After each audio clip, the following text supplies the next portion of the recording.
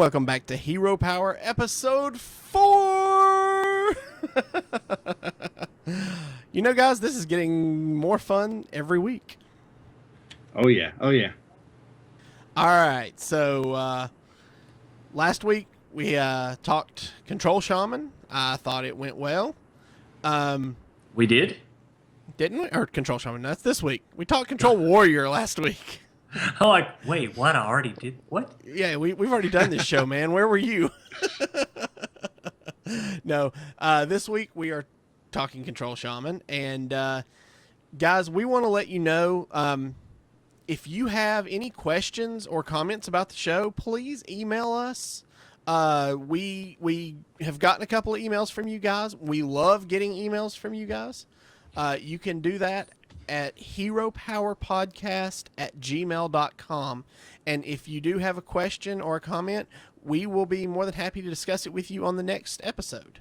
So gives Patrick something to do at work. we always set aside time for you guys first. So all right. With that said, we have some exciting announcements this week. First up, Hero Power is now available on iTunes. I have checked it, and you can find it there. Just go to the podcast portion of the iTunes store and do a search for Hero Power, and it'll be the first thing that pops up in the returns. If you could, do us all a favor and go and subscribe. If you'd like to get the audio portion of the show, that's where you'll find it. Also, if you haven't heard, Google is launching a new podcast section through Google Play Music Store. And I'd like to announce that we are also available there, even though it's not launched yet. We will be there when it launches. Ground floor. That's right. In on the ground floor. And also, we'd like to say a special thank you to our current and future patrons out there. If you're not familiar with what that is, but you really enjoy our show, you can check us out at patreon.com/ECMMOgamers, where each month, you could kind of help us out a little bit if you really enjoy what you're doing. It's just one of the things we've been able to do with our current patrons is we currently have in the works a brand new intro for this show. And that would not have been possible without your help. And Thank you. Yes, thank you very much. And it allows us to do other things. And we've got some pretty exciting things planned for the show. One of those is once we hit our first milestone goal, we're going to give back to you guys. We're going to give away a $20 gift each month to any of our patrons who are at the $5 or more level. So, I mean, for $5, you have a chance at getting a $20 prize every month.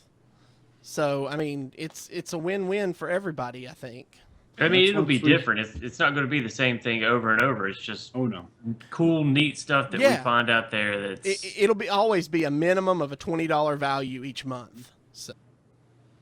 Yeah, I'm excited when we get there because I've already got some ideas of some things for giveaways. I'm starting to hoard stuff that are Hearthstone related.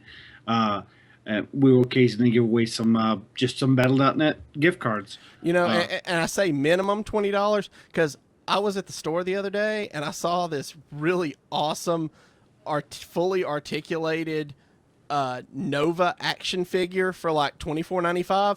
That could be in there just because it's not $20. I mean, $20 is the minimum, guys. It could always be more. Yeah, and that's once we hit our $100 milestone on Patreon, and we're already a portion of the way there. We're a quarter of the way. Patrons. Yeah, we're about a quarter of the way there now. So I'm really excited when we get there, and then it just can keep going up from there. Our biggest goal is to make sure to give back to our listeners because you're the reason we're here.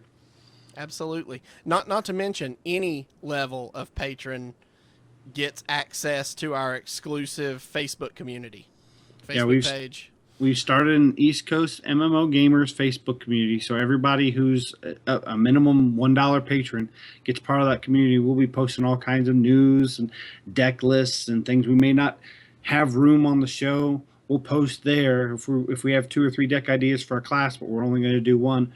We'll throw the other 2 up there so everybody gets a chance to try those things out on the ladder. But that being said, how was your guys' week this week in Hearthstone?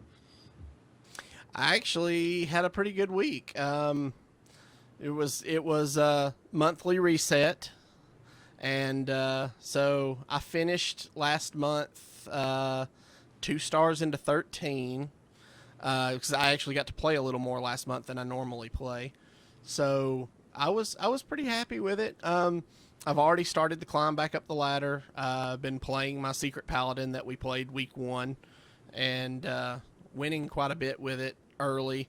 I usually kind of like to wait about 3 or 4 days into the month before I really start climbing the ladder. Just let everybody who's going to burst on up go ahead and get on out of there. So, Alex? Actually, I had a really good week when I was in tryhard mode. I went 27-5. So it was really good. It was getting this week's deck ready and kind of playing around. But then I decided to get silly, and so I started playing with something, and you get something in your head, and you just like, I'm gonna make this work. So That's right. I was like, well, it's the reset.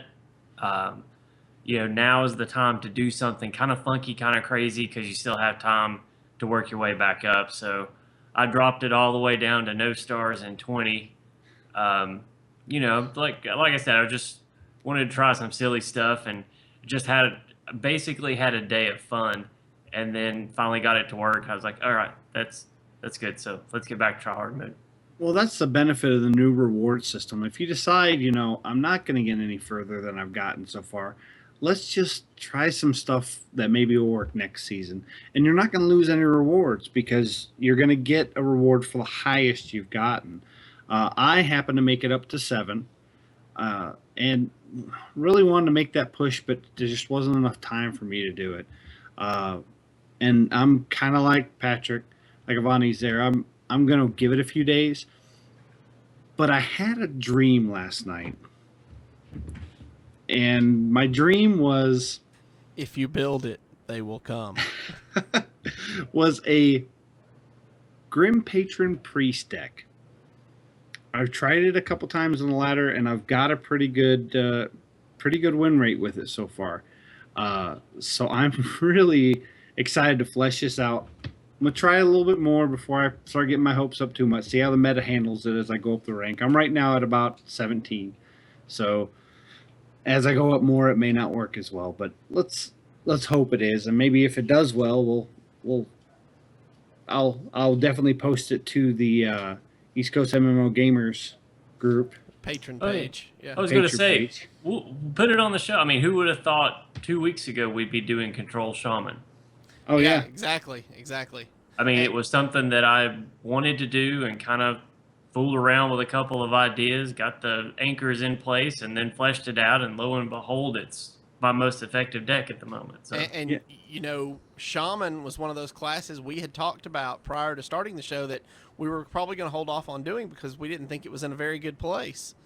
Yeah, and to be honest, the push for doing Shaman this week, and we'll talk about more about this in the news, but it's done pretty good in the Hearthstone World Championship tournament so far.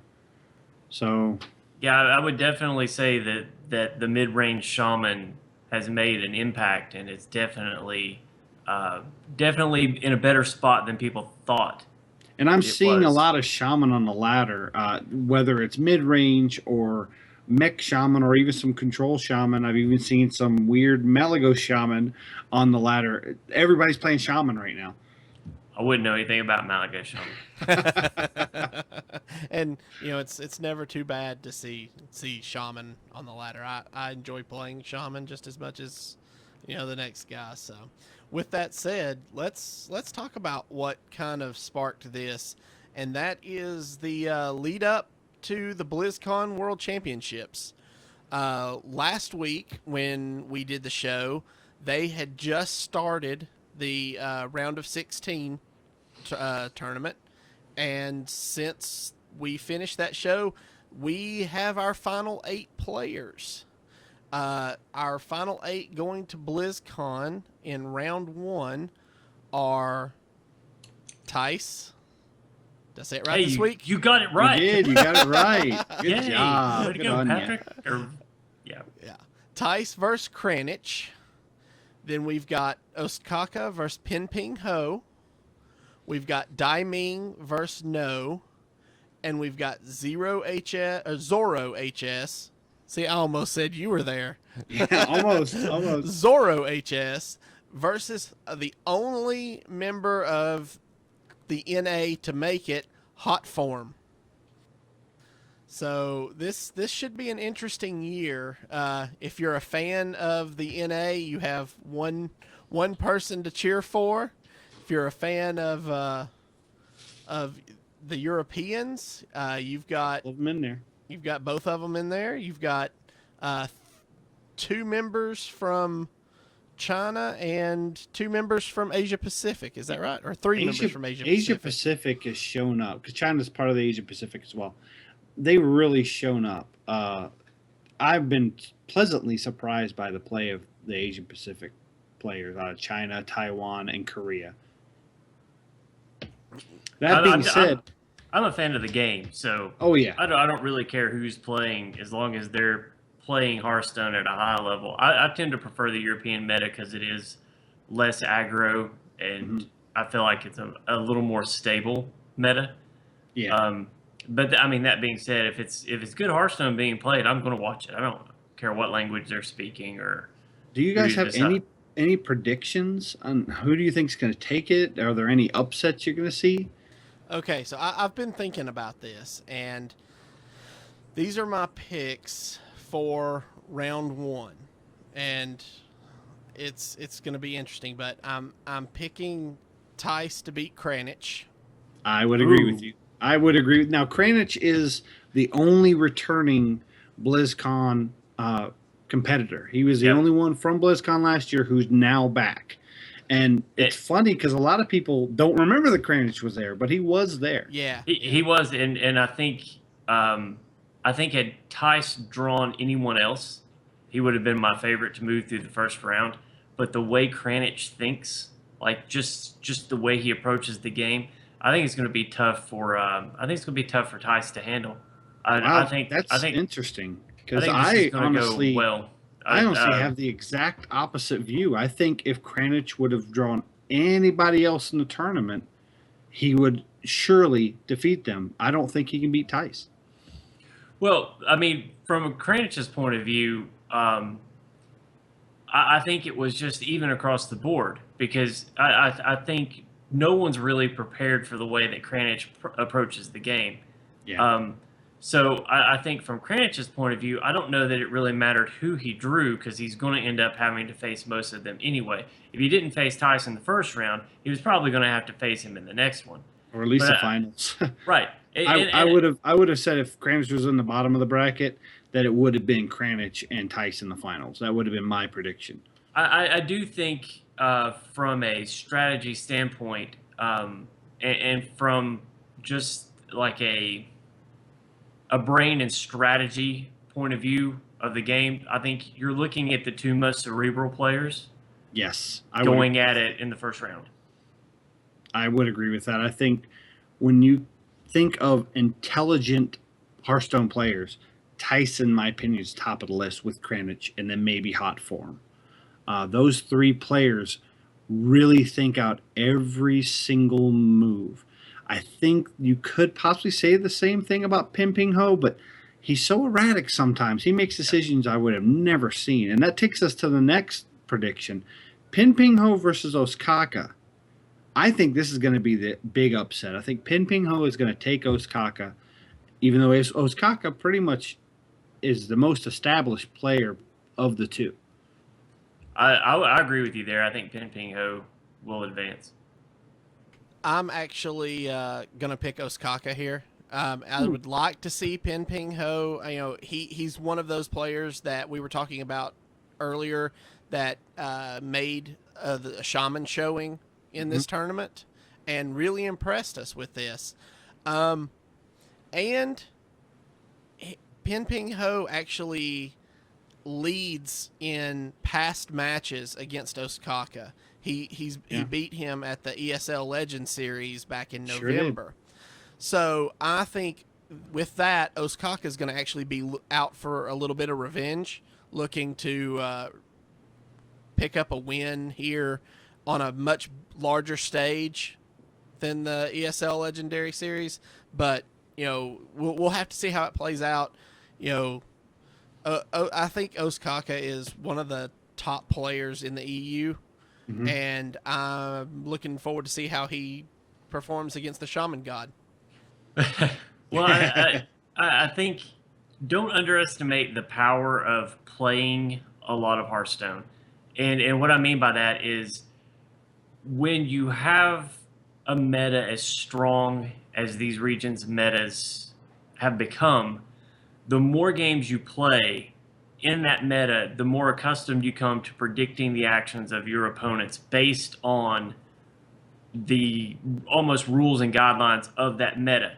So when you have a player that plays outside of that meta, it's always a wrench. So you have muscle memory, you have the things that you think you should be doing, and then you have what you really need to be doing against a player like Pin Ping Ho. And I don't know that I necessarily think that Pin Ping Ho is as good a strategist. I think that because he plays differently and because he doesn't play inside that meta, I think that benefits him because his opponents could be overthinking what he's doing and not expecting him to make some of the plays that he makes. And I think that covers up a lot of his mistakes, some of his misplays, because they're thinking, oh, wait, he's not supposed to make this kind of mistake. He's not supposed to make this kind of misplay. There must be something waiting for me on the other side of it. I better take it easy. I better be careful.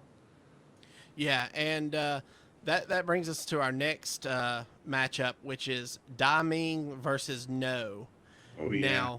Now, these two have never met before. Have never played each other in a tournament setting, and they're almost a dead even as far as skill level goes. So this is really probably, I think, the best option you're going to have for just a toss-up on who wins this match. It could literally go either way here. My pick in this is probably going to be Daiming. I watched him play all of his matches last week in the round of 16, and he was just brutal. I mean, he was almost flawless in his play in all of his matches, and I really think that, you know, that I don't know that he is, what's the word I'm looking for? He's vexed about working or playing on such a big stage. And so I think that may give him a bit of an edge here. And see, this is where I differ slightly. I'm picking Kano over this. And the reason is because when Daiming, who was the other player that played Shaman, when he played against Pin Ping Ho he did defeat Pin Ping Ho, but there were a lot of situations where he was caught off guard, and his facial expressions and just the way he reacted to some of those plays, I think he would have trouble with Kano. I think Kano can be unpredictable enough to upset Daiming in this one. I have to say I'm kind of leaning towards James's opinion on this. I really don't know either one of these players well. I've only seen a couple of matches, but I did see. It actually reminds me a lot of the University of Tennessee's football team this year. You come out very strong, and then it's like you get into the middle of the game, and you're doing well, and then suddenly one little thing starts to turn that you didn't quite expect, and everything starts to come off the rails. And even though he kind of kept it together, I think it was as much of his opponents drawing dead as it was him actually formulating a strategy and working his way out. So I don't think he's able to adapt in the mid to late game. So I think as long as the game is in his control, he does well. But I think if he runs into somebody who isn't exactly playing by the rules, I think he'll struggle to. I think he'll struggle to adapt and work his way out. So even if he makes it past the first round, I really don't see him winning his second. And on that same note, Kano had a few times where he had to battle back, and he successfully did so. And I think he has better nerves on such a big stage than Dai Ming. Even though Dai Ming did win those matches, Yeah, he won. He won think out he was. in the I think. bracket. Yeah, oh yeah, and he did really well. I still think he let some of that unpredictability throw him off slightly. Not enough to lose a match, but I think it was enough that at this late stage of the round, I don't think he's going to be able to beat Kano. Yeah, but I think those mental errors, I think those are the types of things that eventually catch up with you. Yes. So far, he's been on the lucky side of it, and it's not hurt him. But I think now that luck's going to run out, it's not something you can count on. RNG is only going to take you so far. Yeah. All right, and that brings us to our last matchup in the round of 8, and that is Zoro HS, who also I will add one out in his bracket, versus the only remaining member of Team NA, and that's Hot Form. So now, this match, I really, really would like to see a member of NA make it to top 4 or even into the finals, but honestly, watching Zoro play, I just don't think. I just don't know. I don't think Hot Form can pull out a win here. I would really hope he does, but I think I have to pick Zoro to win this match, just after having watched him play. Hot Form has been cool, calm, and collected, even under defeat. Nothing rattles this guy. He sticks the course. He goes the plan of his decks, and he just plays it the way it's supposed to go. I believe his lineup will defeat Zoro. I think if he plays flawlessly and doesn't make any mistakes, his decks are going to beat Zoro's. I take Hot Form in this. Rasika? I think this is my toss-up. I'm not as big a fan of Hot Form's decks as James is, and I think they're unimaginative. I think that they're unimaginative. I think that he is a very practiced player. He is cool. He is calm. You're not going to be able to rattle him, but there's something about it that just seems off, and I think to be an effective Hearthstone player, you have to have equal parts strategy and imagination, and I just don't see Hot Form's imagination. Okay, so now that we've all given our predictions, this is what the community thinks. There was some voting, and this is what the community thinks. Tice versus Kranich. Tice at 78% chance to win, Kranich at 22%. Okay. Ostkaka versus Pin Ping Ho. Ostkaka is a 60-40 split to win this match over Pin Ping Ho. That is closer than I thought the community would vote. Okay. Dai Ming and Kano. It's a 56-44 split. So it's almost down the middle with those two, which is kind of what we were talking about as well. We kind of thought it would fall in that. And then the Zoro HS versus Hot Form match, the community has Zoro HS at 74% to a 26% chance for Hot Form. Wow. So we will watch those matches. Those matches begin Friday at 11:45 a.m. Pacific Standard Time. If you're on the East Coast, that's 2:45 p.m. Eastern. So, if you want to watch them, I know I will be there watching them. That's the round of 8, and then on Saturday, starting at 10:30 a.m. Pacific, you'll have the top 4 and finals going on. So tune in to BlizzCon. If you don't already have your virtual ticket, it's $39.99. There's a point on that. Okay. Virtual ticket. If you want to see BlizzCon, obviously get your virtual ticket. The Hearthstone tournament is not is being done for free. You do not have to have the virtual ticket to see the Hearthstone World Championship. That is true. That is you true. Also don't have to have the BlizzCon virtual ticket to see the opening ceremonies. In fact, Major Nelson from the Xbox community tweeted out the other day that the opening ceremonies of BlizzCon will be carried live on Xbox One. Mm-hmm. So if you don't have a way to watch it and you do have an Xbox One, you can watch the opening ceremonies live there. So, all right, guys. So I guess moving on now, Tavern Brawl dropped today, and we had mentioned last week we thought perhaps there might be some hints at Co-op because they had some issues implementing last week's Tavern Brawl, and it turns out, hey, what do you know? We were right. I didn't expect this until after BlizzCon, to be honest. I thought they were going to go ahead and finish up repairing the, I think it's like Buccaneers chest or some kind of pirate chest themed brawl that they weren't able to do last week, and they were going to save this for after some kind of announcement at BlizzCon. So I'm kind of excited for this brawl. I got to play it once today, and it was a lot of fun.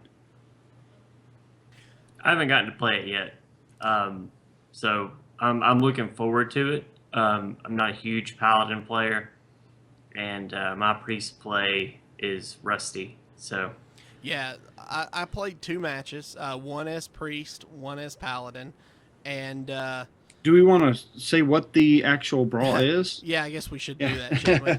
It's called Unite Against Mechazod. And so basically this is the Tavern Brawl that was data mined a few weeks back, and I think we talked about it on episode 1 or 2. But basically you and your opponent are working together to defeat Mechazod, who starts out on the board as a 2-attack, 95 health minion. Mm-hmm. And each turn he switches sides of the board so whoever's turn it is can attack him. And basically to kill him you have to reduce him to 0, but for him to win he just has to kill one of you, one or the other, it doesn't matter. So you really have to work together to keep each other alive long enough to kill him. And he gets bigger as the game goes on. Let's not forget that. Every turn he casts a random spell before he switches sides. And some of those spells increase his attack. And then other spells do damage to you or random minions or random characters based on his attack. Or he just outright destroys a random He casts the rogue spell Assassination. Mm-hmm. So yeah, it's so you can't be stingy. Yeah, you really can't be stingy. You need to get stuff on the board. You need to be able to, the priest needs to cast their heal as much as possible. The paladin really needs to work towards buffing the minions. When I played earlier, I was able to get one of my minions up to like 18 attack and hit him. I think that match, my partner and I got him down to 12 before we died. That's the closest I've managed. I came home and Cole, my son, told me that he and his uncle defeated him in a co-op match earlier. So it can be done. Now, here's the catch to that. If you're playing with a friend, you don't get the pack. It has to be a random opponent that you're playing with and you get the pack win or lose. Yeah, and I won my first game that I tried, and it was close. We both, I think, down to 4 when we finally got him. And as a priest, there's lots of heal synergy cards in the deck. So use your hero power, get those heals off. And I saw the paladin had a Fugan. Now I didn't see Stalag, but I'm sure he's in there. I saw Stalag in the priest deck. So Oh, okay. I don't know if it Maybe works. one has Fugan, the other one has Stalag. Okay, Yeah, so that would make sense. You could possibly time them so they both die at the same time. right, yeah. Okay, so if you guys haven't checked out the Tavern Brawl this week, definitely recommend it. It was a lot of fun. It's something different than what we've seen in previous weeks, and go have fun. Check it out. All right, that moves us into our deck of choice this week. Wait. What about BlizzCon? What about BlizzCon? We're not going to talk about BlizzCon predictions? We already did talk about BlizzCon predictions. No, we didn't. We talked about the tournament. Okay, go ahead then. Do you think there's going to be a new adventure mode announced? Yes. What do you think it's going to be? I hope so. You know what I really want? What I really want is Karazhan. It's my favorite raid in the game. Yeah, and that's in the community. Karazhan is one of the top requests. I would like Karazhan only if they do a variation on the chess match. Oh, you God, know they're yes. going to. Yeah. If they didn't do a variation on chess match, I really wouldn't be interested in it. I'll be really surprised if we actually don't end up with a brawl based on the Karazhan chess match. I think that would be cool. That could be fun. Yeah. I think they could base a lot of brawls based on whatever the current adventure mode cycle is. Now, do you think they're going to stick to the consistent 5 wings, or do you think maybe they'll do a larger adventure mode? I think it depends on what adventure it is. I think they'll stick to it because, I mean, people are already kind of reluctant to shell out the $25 to unlock a full wing. So, I mean, if you're gonna add wings to it and add to the cost, it's gonna be a lot harder to get people to bite and It's true. and pay for it all in one chunk. You know, I think $5 a wing is the ideal mark. I agree. I had no problem paying that for Blackrock Mountain when it came out. Now, I'm personally hoping it's Ice Crown Citadel. I think Ice Crown would be fun. There's a lot of good, fun fights in that. You know, how do you do the boat fight in Hearthstone? Ooh, see, that's why that is exactly why I would like it to be Ice Crown Citadel. And now a lot of people say there's a few things throughout Hearthstone that would say it would be Ice Crown Citadel. I know the teaser they gave us for next month's pack had a hole in a brown parchment with a little kind of glistening blue background, and then the paladin secret symbol, the symbol. Yeah. That could possibly indicate something with Arthas. I don't know. Another option is possibly Ulduar. We just had Argent Tournament, which was part of that Lich King expansion, which makes me, it pulls me into that direction of, I think they're probably going to want to go with a different expansion. I would think they'd stay in that realm. Where was Next Ramus out of? It was out of the original. Okay. It was out of Vanilla WoW. I think so was BlackRock. I think they're going to keep moving forward with the expansions in WoW. So if Next Ramus and BlackRock, Next I would would think be Burning next, Crusade with it would Black be Burning Temple. Crusade, wouldn't it? Yep. Right, but we already passed that because we Right. already skipped Burning Crusade to go to Lich King. Right. So When they went to TGT. honestly, I think they'll probably, I think they'll move into something that's going to be both wildly popular, but I think it's going to take more of an arcane approach. So it does line up with Karazhan. You've got the fire from Blackrock Mountain, and you've got the snow Okay. kind of themed from Argent Tournament, I think you're probably going to go arcane here, and you're probably going to go with a magic-based instance. Yep. That would be my guess. I think we'll find out, and I think it'll be a lot of fun, whatever they I'm decide excited. to do. So I'm really as well. excited. All right, so let's talk a little shaman now. All right. All now we right. can talk shaman. Now we got the big business out of the way. All right, so here's our deck. We're gonna discuss it for you audio listeners. This is a deck that Versika built and designed himself. Has been playing it pretty successfully on the ladder. So the deck consists of 2 Earth Shocks, 2 Rockbiter weapons, 2 Lava Shocks, 2 Flame Tongue Totems, 2 Elemental Destruction. Versika, do you want to talk about why you chose 2 of those instead of, say, a couple an extra Lightning Storm, which we'll get to in a minute? It's the bend but don't break philosophy. This deck is meant to win after turn 7. In today's meta, you have to survive that long. At 3 mana to do 5 damage to everything on the board, that's a huge board wipe if you can't control the early game. Part of the problem with Lightning Storm is that it only does 2 to 3, and you actually have to get spell assist out to help. And a lot of the minions that are being played early now have 3 or better health, or they've got a Divine Shield or something like that that's going to keep that from happening anyway. Now, it does have a significant overload, so it's not something to use lightly, which is one of the reasons why the Lava Shocks are in there. If you do end up having to use it in the mid to late game, you can Lava Shock either on the same turn after you've used it, or you can Lava Shock at the beginning of the next turn and still allow a little bit of the play.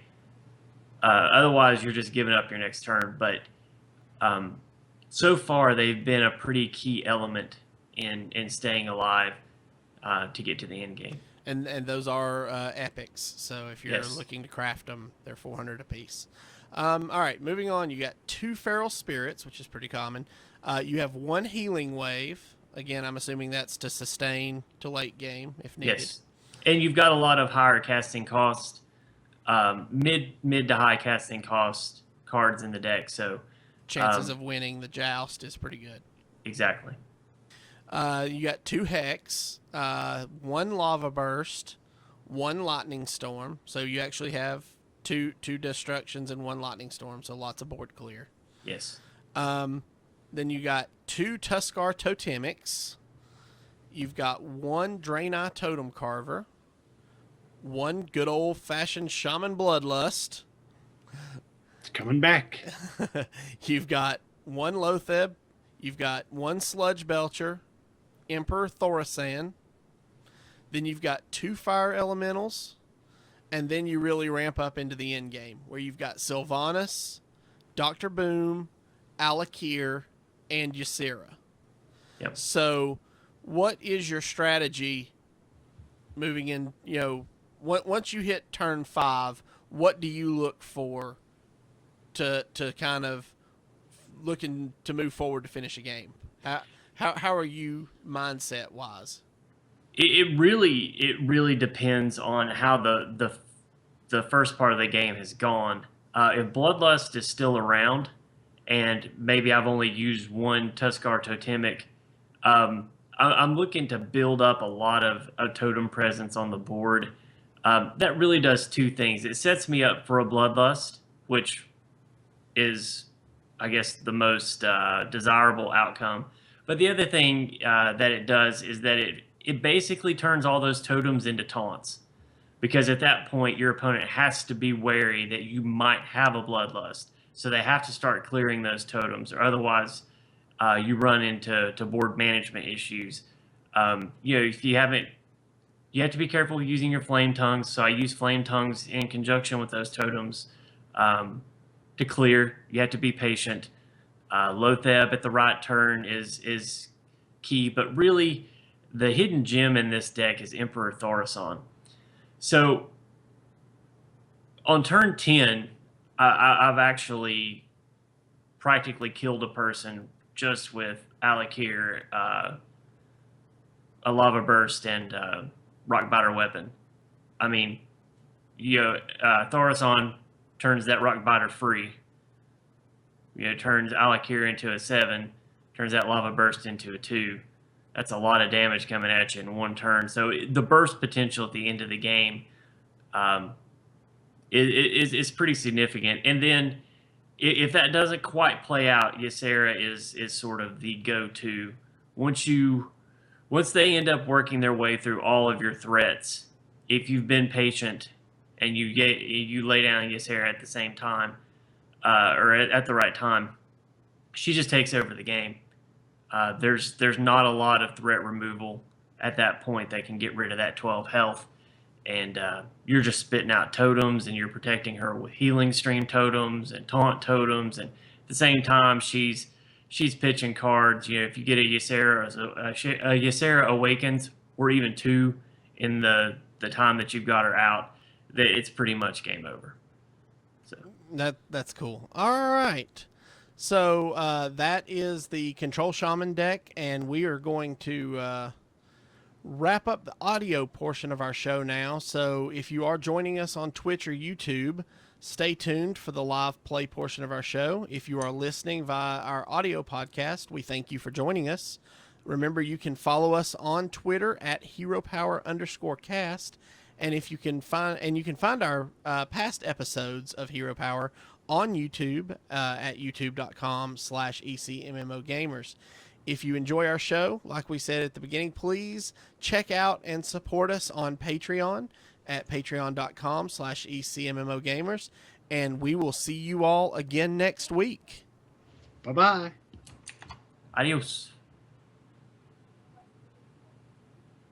Alrighty, those of you still with us, Versika built this deck, and he is going to drive again this week with this deck. So once he gets it pulled up here, I will... I'm already pulled up, so you can start spectating anytime you want. Alright, give me just a second.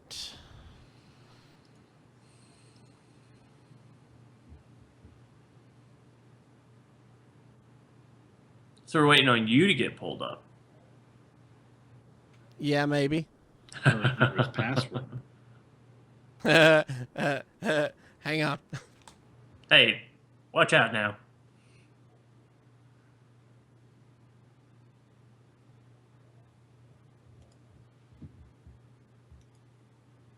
All right, so drew a mage.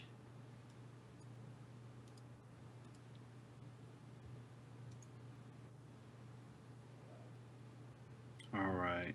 Are you spectating yet? Nope. There's... Awesome. Okay, well, I'll just call it out while we're waiting. I have 2 Tuskar Totemics, Emperor Thaurissan and Ysera. So I'll actually be throwing the Emperor, Ysera, and I will probably keep both of my Tuskar Totemics. Yeah, I'd keep at least one.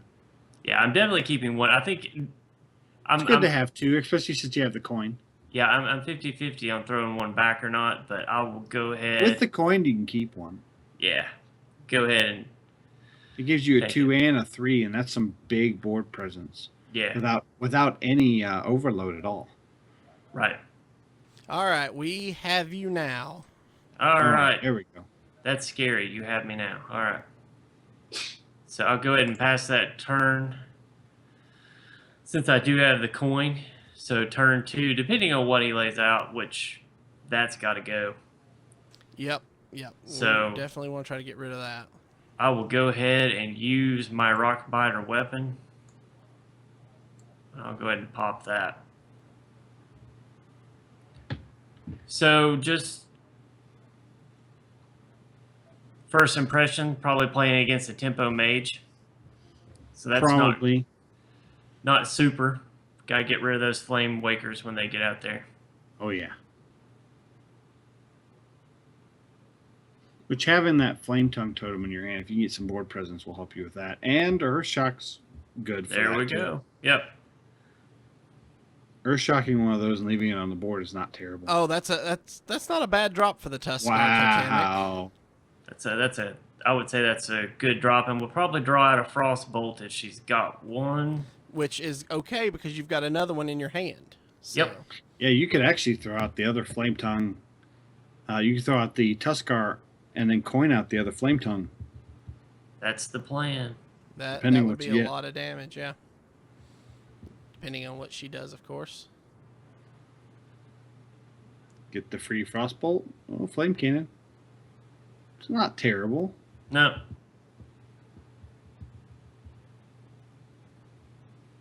Oops, he did that backwards.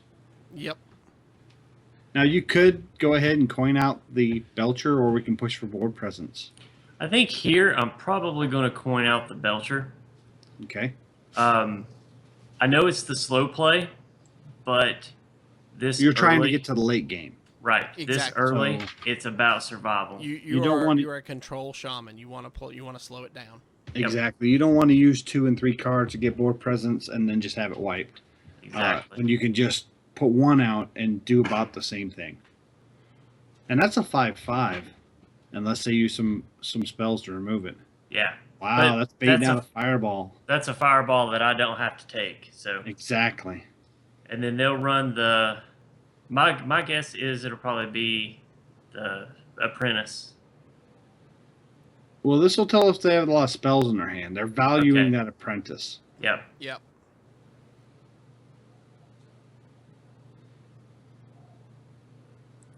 So that was a lot to just get rid of the Sludge Belcher. So I will be all right with that. I would, Now- since we drew the Rock Biter, I would go ahead and Tuskar, Yeah. because now we have a way to deal with that. Okay. And my thought is if he would have popped out a spell damage, we could have Earth Shocked that. But Rock Biter, I would Rock Biter. It's not great for curve, but he obviously values that, meaning he has a lot of spells coming up. and it's Yeah. the only other one he's got. So Correct. So now That's true. slows him down a little bit.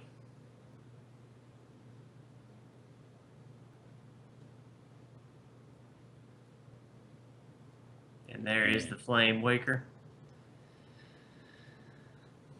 Lots of And of course, RNG these are going all on gonna here. land exactly where he wants. exactly. And you know, I really like Flame Walker. I think it's a really good card. I like the Flame Waker too. Yeah. That one's a good one as well. We could either hex this, or we can Earth Shock it, but that leaves it on the board. What do you think, Alex? Honestly, if I'm playing Tempo Mage and I've got Flame Wakers, I've probably got an Antonatus hiding in there as well, so I'm going to save that Hex for Antonatus and just go ahead and Earth Shock it. But I am going to go ahead and Totem first. Okay. Never know if you get that spell damage, you get that 1 extra damage in on the True. Waker. Now, do you think it's worth throwing out a Flame Tongue? No. I would have only done it if you could throw both of them out. And you could have if you didn't wait or you didn't silence the Waker, but Gotcha. at this point, 2 damage from that plus the hero power. Yeah. And I've already used both Rock Biters, so now those are a little more valuable. Gotcha. Nexus champion Sarad. That's a good hex target. Yep.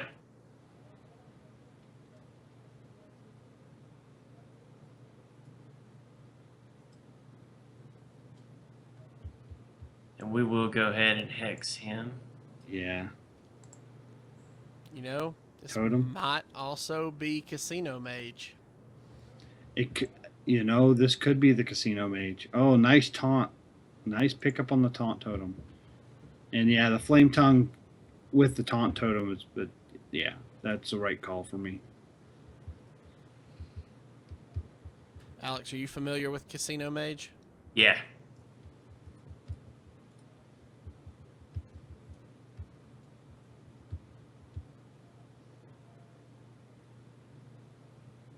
Now my bet is Frostbolt.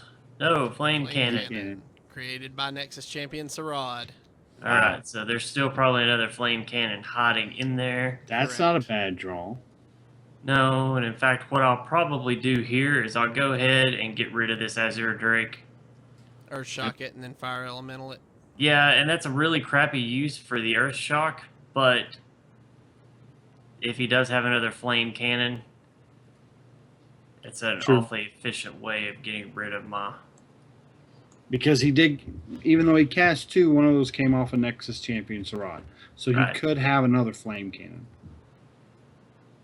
I'm not sure if Casino Mage usually runs 2 flame cannons or 1. I believe it is 2. But this now gives them something else they need to get rid of. And here's the Frostbolt. Page of Frostbolt. Yep. Yep. Been waiting for it, haven't we? Yep.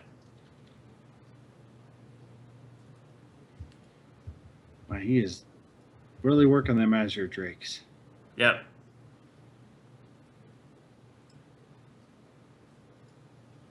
Well, that's not really a good draw right now. It's not, but this is where the patience... This is where the patience comes in. Yeah, it's not what I wanted, but all it takes is 2 or 3 totems on the board, and suddenly that's a much better card. And yeah, Healing Stream totem isn't very threatening right now, but if he doesn't get rid of it, it's going to get ugly. Yeah. He's going for face now. Yep. Let the Flamewaker do the job. Yep. Sounds like we're going to have to Healing Wave. Fortunately, we haven't drawn any of our big threats yet, so they're still on the deck. Correct. Well, there's one. And we could do that and Healing Wave. Yeah. Yep. Oh, let's roll high, baby. Roll high. Woo! Yes! That's the healing we could use. That's right. And boom it up, because he's green. If Boom is green, set him free. Let's do it. It's better than what I came up with last time. Yeah, but if he's running Pyro Blast, this is still over. Yeah, and I've ran into that a lot where I'm like, I'm good. Only if they have Pyroblast, and who's running Pyroblast? And they happen to be running Pyroblast. I'm also dead if he's got a Fireball. We ate up one. Yeah. I think he's doing the math, so I think he might have the Fireball. Seemed like he was thinking about attacking the Dr. Boom and then finishing it off with something.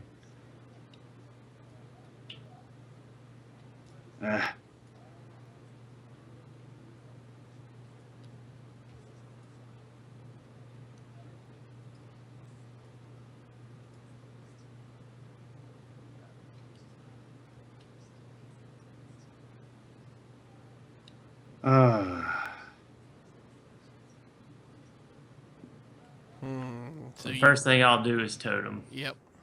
Yeah, That is not the one I wanted. nope. I mean, we almost have to Lava Burst the Drake, or we could see if we Lava Burst a Flame. We're in the same position either way. Yeah. One spell and it does the same amount of damage. The spell damage is the one thing.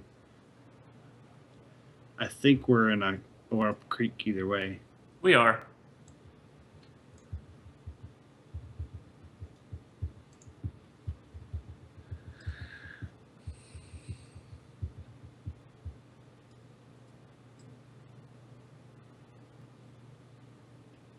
What's he got here? Come on, show it to us. I'm hoping that he's kind of stalled a little bit. That's really the best way to beat a tempo style mage is get them to stall out, get them where their cards are empty and their board's empty and they're top decking, because then they have no synergy with those spells. Right. But right now, please be There's stupid. not a lot of heal in here other than the Healing Wave, which we only have one of. Flame Waker strikes have definitely been That was a on perfect his side. shot. Yeah. I think that's going to probably do Just it. need one. And every variety of Shaman has trouble with all forms of Tempo Mage. Really, a lot of forms of Mage, period, because of the direct damage. Right. So that's expected to have a low win rate against that style of deck. Yeah. Hopefully, we don't see many more of that. Yeah, yeah. That's the first one I've run into since the reset. Yeah, I haven't ran into much Mage. I've ran into a lot of Shaman. I've ran into Hunter. Actually. I've seen a lot of Hunter, but I haven't seen a Mage yet. That was the first one for me. Yeah, I've only seen one Mage. It was a Mech Mage. All right, so going first, definitely throwing back the Belcher. I'd keep the Rockfire weapon for Darnassus Aspirant, Yeah. especially since they have the coin. Yeah, and I'm thinking I'll probably go ahead and keep the Tuskar as well. Yeah. Yeah, I like Tuskar a lot. He is great. He's one of the few 3-drops I would want to keep because he's the value of 2 cards. And some of the value that comes out of him is great. It's like getting 6 mana out of a 3 mana card.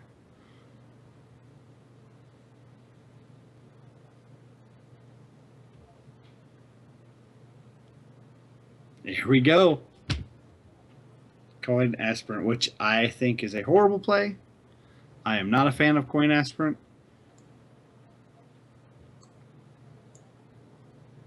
Because it really does not advance you anyway.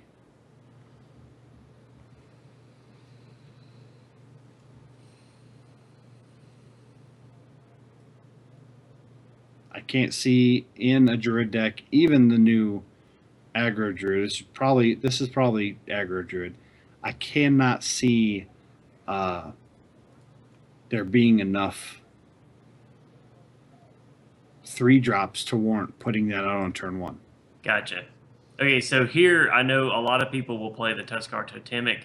What I like to do here is go ahead and Feral Spirit. Protects me against some of the aggro that he's got going on here. But also next turn, I'm going to put that Flame Tongue right down between the two of them. And save the Tuskar Totemic for my my other totem lady, and I can't think of her name right now. The Carver, Yeah, Totem Carver. I think that's a great plan. I think it's a good play, especially against Druid, because even though you're overloaded, they really don't have a good turn 3. Right. They're probably going to Hero Power up. They might Wild Growth. They might Darnassus Aspirant. Or they might Wrath. Yeah. That's really all I got. That's what I'm saying. Out a Wrath, so why would you coin out a Darnassus Aspirant when you have nothing on turn 3 but the 2 mana spells? Yep. So what I'm probably going to do here is, instead of Flame Tongue Totem, I'm just going to go ahead and make a regular totem. No point in putting the Flame Tongue out right beside just the one at this point. And he still has to deal with that taunt, yeah. Right. Still got to deal with the taunt. Another taunt. And now he's got the second one. So. Yep. That's a good move. I like slow playing this, especially against Aggro Druid, because we want to save a lot of our spells if they get that Fel Reaver out, just to start dumping their deck. Yeah. So what I'm going to do now I will play my Flame Tongue to try and clear this guy.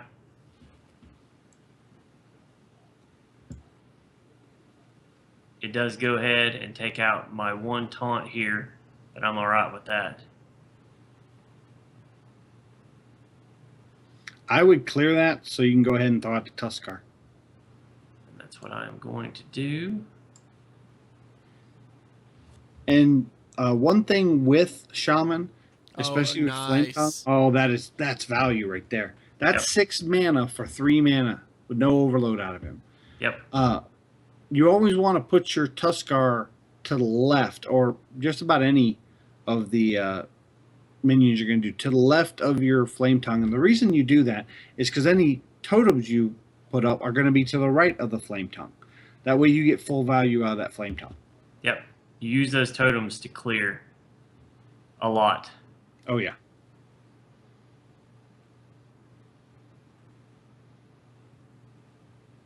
All right, what's he going to do here? My guess is probably going to be a swipe. Could be the Fel Reaver. Keeper of the Grove. He's really thrown off his curve. Do we deal with this right now? Yeah, but what I'm going to do is Or do we totem up and throw out the totem carver? I'm going to do both. Okay. Go ahead, totem up. If we get a taunt totem, I'm tempted not to clear that. Okay. Oh, that's even better. Because that means our Healing Excellent. stream is totem going to golem's heal going to us. end up being a 5/3. Yeah. Yep. That healing totem is great. And that healing totem is going to do work because he's got to clear the 2 other bigger threats first. Very well, and we're well out of swipe. I mean, even if he does swipe the flame tongue totem, he's really not doing anything to anything else. Correct. He's And- just getting rid of the flame tongue. Druid has a big problem with big creatures. What is he doing? Is he having to blow some of his combo? What's he going to do for 8 mana? Double swipe? Double swipe doesn't even really do anything. That's what he's doing, though. Oh, wow. That is amazing value. Yep.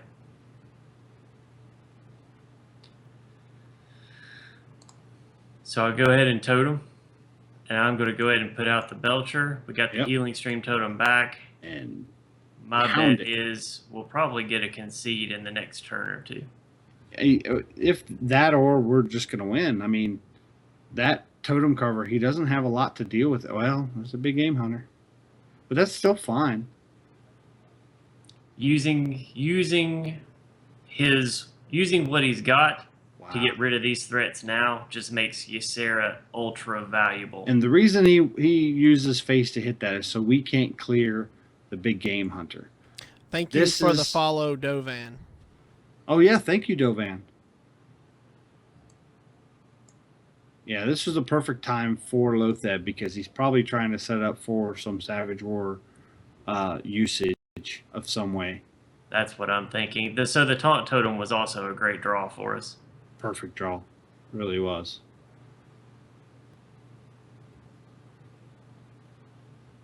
Okay.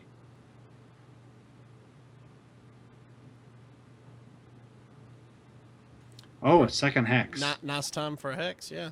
Yeah. Now, do we go ahead and Earthshock one of those bombs?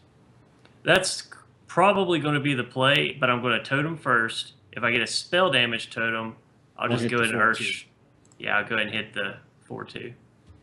That's fair. Okay, So another taunt. That's good. actually, no, I'll go ahead and just Earth Shock this so I can go face. Okay, that's another option. I worry a little bit about all the extra damage, but we've got some direct damage in our hand. We also have Ysera. Oh, that's good. Clear that.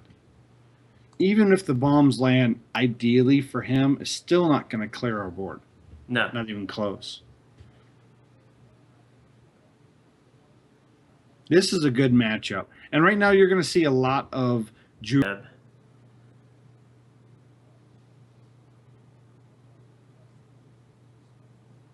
This looks like a Ysera turn. it is definitely a Ysera turn. I dream and the world trembles. Yes, yes, you do. I dream of grim patron priest, and the world trembles. All right, so that is not what I wanted to get out of her. You don't want to send either one of those back to their hand. No. And there comes the silence. Well, dream is not. So now Dream Hold on a does come second. back. Hold on a second. Well, I would have thought we could have possibly done elemental destruction. Well, we could have, and that's probably going to be the play next turn. Because it would have left Ysera out there, possibly killing off his entire board. And Yeah. then we could have bounced her back the following turn. But I'm thinking he's going to get greedy here. A Think little he's bit got of blood. Little bit of blood in the water. I think he's looking for something. So I'm hoping that Double he's going to Savage give me Roar. a cat. There we go. Oh, very Oh. nice. That is so perfect. Yep. You can smell a little bit of blood in the water there. So just baiting him out. And this is why you're the more seasoned shaman player than I am. I probably would have jumped the gun on that, and that would have been the wrong play. Roll 5. Roll 5 on that Lotheb. Yes! Very nice. Oh, perfect. And here comes the concede. Yeah, I mean, what else is he going to do at this point? He is drawing dead. He's top decking.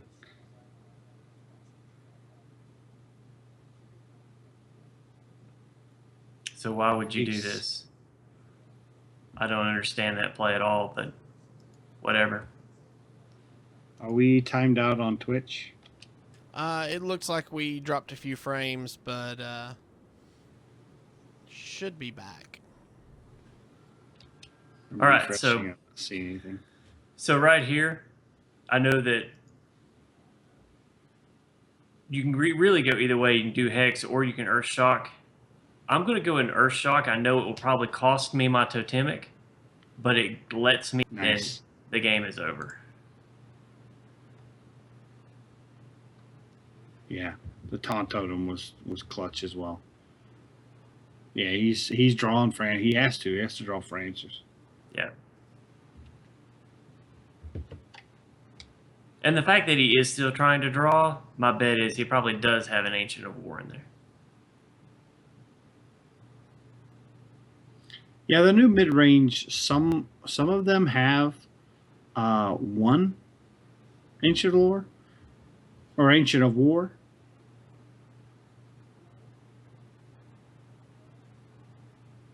Don't know why you would do that, but that's game.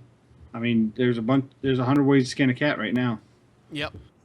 Do whatever you want. It's one thing I like about Shaman. You tend to have a lot of ways to end up putting the game away.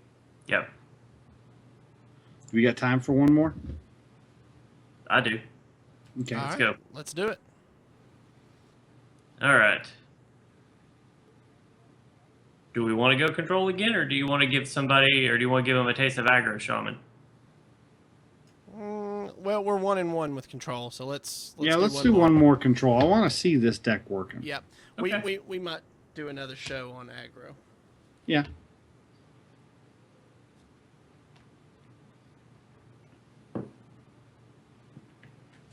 And next week we still are deciding what to do for our class choice. It may depend on what's going on with BlizzCon results and announcements. Golden Mage. If you have any ideas or requests for any classes we haven't done yet, feel free to send them to heropowerpodcast@gmail.com. That's such a bad draw. So I'm definitely throwing Boom and Alakir back. And I'd send one Flame Tongue back too. I am definitely sending a Flame Tongue. I guess, yeah, I'll keep the other one. Not a great opening hand. No, it's horrid. Was pretty tempted to throw that other one back too, just in case of something like that. Okay, but this is why you build the deck to survive. So hopefully I'll draw into some removal, and he's got the legend card back. So don't let that rattle you. I don't let it rattle me. A lot of people get worried. Oh, no legend card back. They may have gotten lucky one season. They may be one that hits it every time. I've beaten a lot of people with a legend card back. All right, and I will continue to be patient. Which seems to be the name of the game for this deck. It's just be patient and write it out. Totally not a Zoroshio deck. What? I said totally not a Zoroshio deck. Be patient and write it out. Yeah, I'm just gonna kind of meander over here and see if I can pop this secret. I play control pretty well. I got some good control decks. Okay, so it is not an ice barrier. It is not incinerate. Vaporize. Vaporize.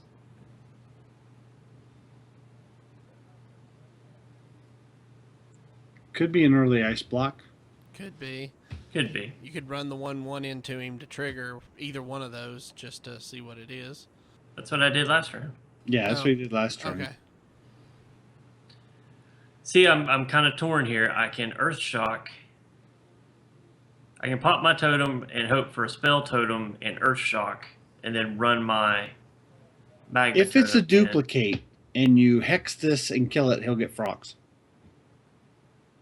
That's true.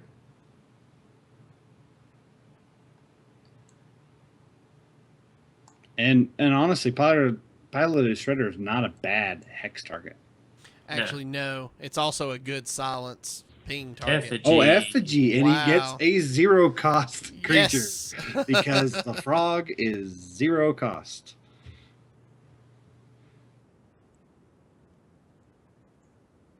Yeah. Oh, and you can kill that off. Yeah. Yep. The dream is having the effigy and the duplicate, and you get rid of something big. I think he put that out a little early. Beta Frostbolt will take that. Yep. And another secret. He's probably hoping that I'm going to give him something good here. We could throw out Tuskar Totemic. That's what I'm going to do. That's what I'm thinking. We can handle a 3/2. Mirror Entity? It's No. probably another effigy or duplicate. It's probably duplicate. Yeah. All right, so I will go ahead. There's that spell damage totem.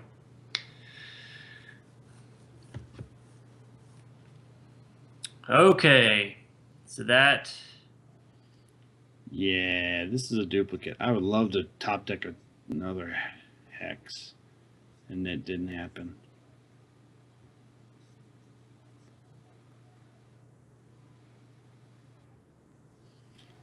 Do we hold on? What are we on board? Well, the first thing I'm going to do is I'm going to try to bait it. Does this deck run Counterspell? I don't think so. I don't think so either.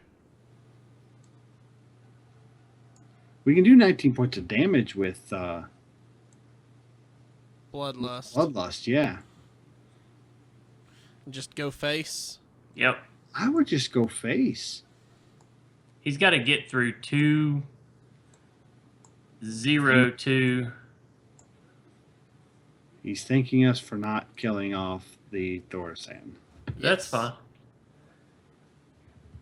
Don't We really got have... Fire Elemental. We got Flame Strike here. Is he at 6? Oh, I can't tell what he's at. he's at 6.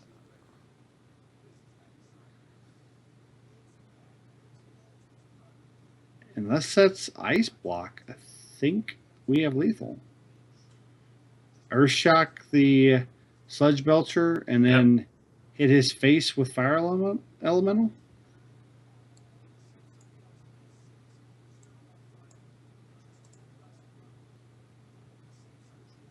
I'd be surprised if this is Ice Block. Yep. There we go. wasn't. There we go. Excellent. Good job. Yeah, I believe that was either effigy or duplicate. Yeah. Yep. Yeah, I agree. It's probably duplicate. He was probably hoping we'd kill off the And see, that's sand. That's why Bloodlust is in the deck. Bloodlust has been Exactly. out of favor, and Pin Ping Ho has really brought it back. Yep. All right, guys. I believe that'll do it for this week. This was Control Shaman, and as always, if you have any questions or comments about the show, please email us at heropowerpodcast@gmail.com. Also, please do us a favor and hit that subscribe button on YouTube.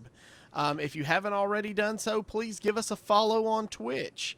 That way you can be alerted as to when we go live. Also, remember to check out our Patreon, because once we hit our first milestone, we will be giving out that $20 prize every month to one lucky patron who backs us. For more You also- details, go I ahead. was going to say, you can also subscribe to us on YouTube in case you miss an episode. Mm-hmm. When we put it up, you'll... Yep. And so if you want more details on that $20 a month prize, check out patreon.com/ECMMOgamers. All right, guys, do you have any parting words of wisdom? Enjoy BlizzCon. Yep, enjoy BlizzCon. If you decide to play Shaman, remember patience is the rule. All right, guys, I'm Avantes. I'm Zeroshio. I'm Versika. And as always, good gaming.